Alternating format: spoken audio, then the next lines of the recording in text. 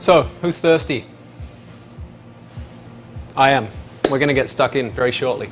Before we launch into the tasting, I want to tell you the lineup basically, tell you what we're going to be tasting tonight.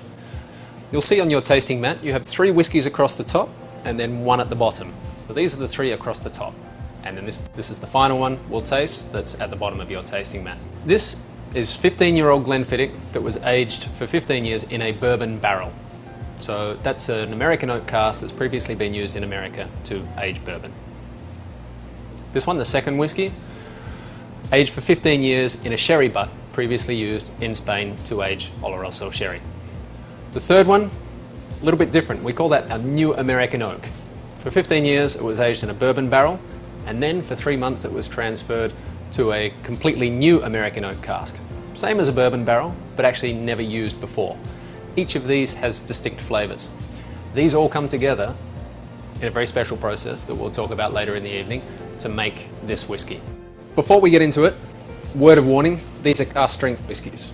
I don't think we have tasting percentages, alcohol percentages on your tasting mats, but on the bottle they range from 55 to 62% alcohol. For some of you, I know you drink a lot of cask strength whiskies and that's going to be fine. For others, this might be a bit new for you, so I want you to take it a little bit carefully. When we nose the whiskey, don't stick your nose right in to smell it, because you'll burn your nostril hairs and you won't smell anything for another half hour.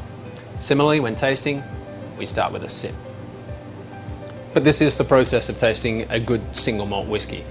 You know, it's not a cheap blend that we just knock back with some mixer. We treat it more like a glass of fine wine. Okay, it's time to taste the first whiskey.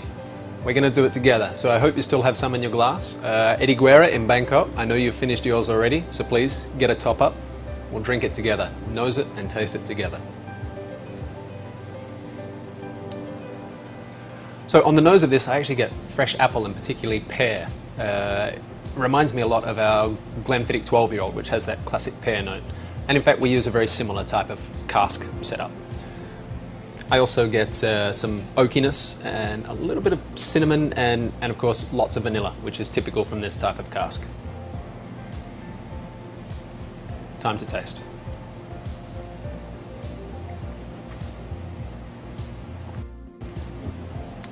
Quite consistent with the nose.